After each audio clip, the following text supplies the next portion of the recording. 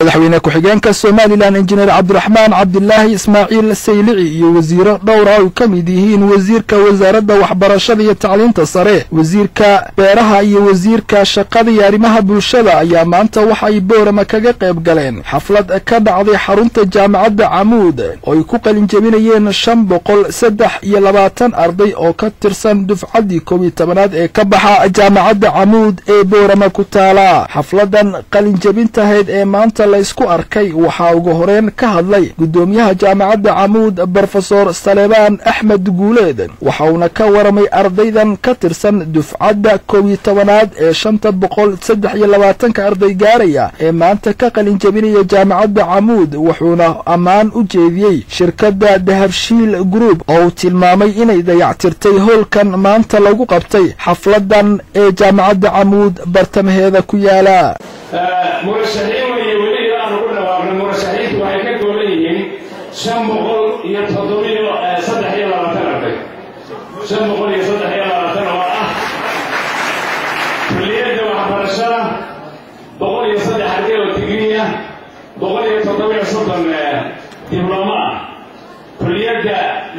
maareynta ganacsiga iyo dhaqaalaha 60 digriya 56 diploma kulliyadda civil engineering 20 digriya kulliyadda kalkaaliyaasha ama neersinga oo digriya waa taqoonida Soomaaliya ka jirtay digriya waa registered nurse dibadda loo doonay waa 24 kulliyadda beeraha iyo deegaanka waa 45 kulliyadda computer science waa 24 kulliyadda shariicada iyo qaanuunka waa 38 kulliyadda dhakhaatiirta waa 12 dhakhtar iyo 23 inaad buuxisay shuruudihii jaamacadda tekniikiga iyo diblomaasiyadda lagu qaadanaya la helay takhasuskiina ayaa waxay saaka oo ka sharitahay jaamacadda Camuud inay ku aqoonsanaysaa iyo ku dhawaaqaysaa inaad sifo sharci u haysataan shahaadooyinka digriyada iyo diblomaasiyadda la helay takhasusyadiina. maaraya ku-xigeenka shirkadda Somtel isla markaana ka tirsan madaxda Dahabshiil Group oo madashan isna ka hadlay ayaa waxa uu sheegay inay shirkadiisa u taagan tahay horumarinta adeega bulshada gaar ahaan waxbarashada iyo wixii la jaan qaada, wuxuuna tilmaamay in hoolkan ay ku kordhiyeen jaamacadda Camuud uusan ahayn kii ugu horeeyay balse jaamacado dhowr ah oo Soomaaliland ku yaala ay waxqabad balaaran ka geysteen. maanta Soomaaliland waxyaalaha ugu wixii uu suura gelinaya iyo wixii uu hirgelinaya iyo wixii ay kaga qayb qaadanayaan inay u fududeeyaan. marka alxamdulillah maanta 6 gobol sidaas oo kale ayaa jaamacadahoodii wax looga wada furay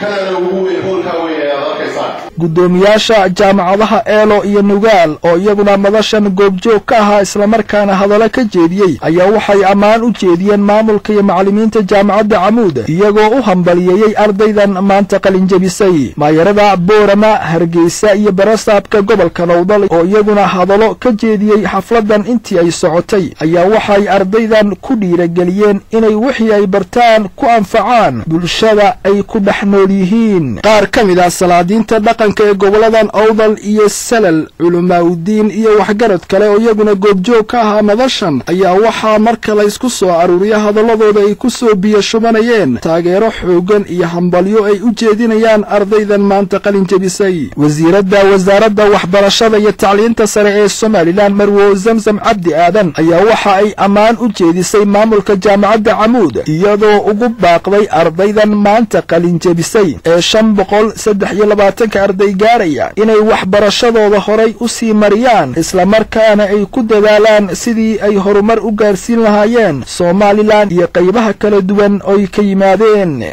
madaxweyne ku-xigeenka Soomaaliland injineer Cabdiraxmaan Cabdilaahi Ismaaciil Saylici ayaa hadallo taariikhi ah waxa uu ka jeediyay xafladan gabagabadeedii waxa uuna tilmaamay waxqabadka xukuumadda iyo hamigeeda ku aadan horumar la gaarsiiyo Soomaaliland isagoo u hambalyeeyay ardaydan maanta qalin jabinaysa.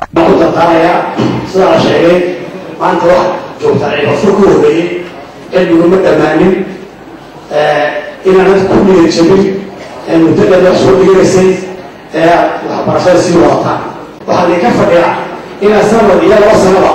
تفكير بها مش أحساس ونوع بحفديسا وضلك الكريو أو حكمته الله هاي لأنه هذا الرئيس ماله هاس قرصنا مسويها الكودك اللي هو نقول صور مركا يورجع عطولنا هنا الكودك كان يقطع وحيد عيبة الكي صحيحة ومع ضعفها ونقدسها ومع ضعفها ونقدسها وحيد عيبة الكي صحيحة الكودك سؤال أنا ممكن نقطع سنواتها gabagabadii madashan jaamacadda Camuud waxay shahaadooyin guddoonsiisay qaar ka mid ah dad ay u aragtay inay ka shaqeeyeen horumarka jaamacadda Camuud iyo sidii kor loogu qaadi lahaa aqoonta guud ee goboladan Awdal iyo Salal waxayna shahaadooyinkaasi ahaayeen shahaado sharaf lagu qiimeynayo dadkaasi waxqabadka geystay qaar ka mid ah ardaydan maanta ka qalin jabisay 8 kulliyadood oo ka mid ah kulliyadaha jaamacadda Camuud ayaa waxa ay iiga warameen dareenkooda maanta magacaygu Farxaan Faarax Jaamac waxaan aad ugu faraxsanahay anoo ka qalin jabiyay kulliyadda shariicada iyo looga waliba qaybta looga ama sharciyada caalamiga waxaan halkan uga mahad celinayaa maamulayaasha jaamacadda Camuud hormuudka kulliyadda shariicada loo Dr. Ligay iyo waalidkayga magacaygu Xamse Maxamuud Muumin waxaan maanta ka qalin jabinayaa kulliyadda beeraha iyo deegaanka dhammaan ehelkayga oo dhammaan halkan ka salaamaya aad iyo aad baan u faraxsanahay waxaan hambalyo aad iyo aad u ballaaran xaggan uga diray waalidkayga ugu horeeyo aabahay Xaaji Daahir Cilmi Ducaale oo ku xigo hooyaday Xaliime Isaaq oo ku xigo walaalkayaga ninka noogu weyn Axmed Xaaji Daahir Cilmi oo ku xiga Caydiid Xaaji Daahir sidoo kale ilmo Xaaji Daahir oo dhammaan aan arday education ka qalin jabiyo digrii ah waxaan ka imid koonfurta Soomaaliya gaar ahaan magaalada Beledweyne runtii aad baan ugu faraxsanahay inaan maanta halkan ka qalin jabiyo jaamacadda Camuud sharaf weyn bay ii tahay waa mahadsantiin maanta waa maalin aad u qaaliya gaar ahaan aniga aad igu qaaliya waa maalin aan aad u faraxsanahay waxaan dareemayaa farxad aan weligay dareemin waxaan u mahadnaqayaa markii ugu horeysa Ilaahay oo soo gaarsiiyay noo suurtagelin halkan soo gaarno iyo waalidkayga hooyaday iyo aabahay aad iyo aad baan faraxsanahay waxaan salaamayaa ardayda isla qalin jabinay waxaan ka salaamayaa oo ka faa'iideysanayaa fursadan walaalkiis kariye oo jooga Mareykanka aad baan u salaamayaa waan ku faraxsanahay maanta waa maalin aad iyo aad u shucuurtaydu ay u kacsan tahay waxaana mahad kuwaaskar Ilaahay talabaadna baarantigayga oo ugu horeeyay Maxamuud Axmed Yabaal aabahay iyo hooyaday Aamina Badal Maxamed iyo dhammaan walaalahay dufcadan 11aad ee maanta ka qalin jabisay jaamacadda Camuud waxay noqonaysaa dufcadii ugu badneed abid ee ka qalin jabisay jaamacadda Camuud ee magaalada Boorama Cabdi Fataax Axmed Hadwanaag News magaalada Boorama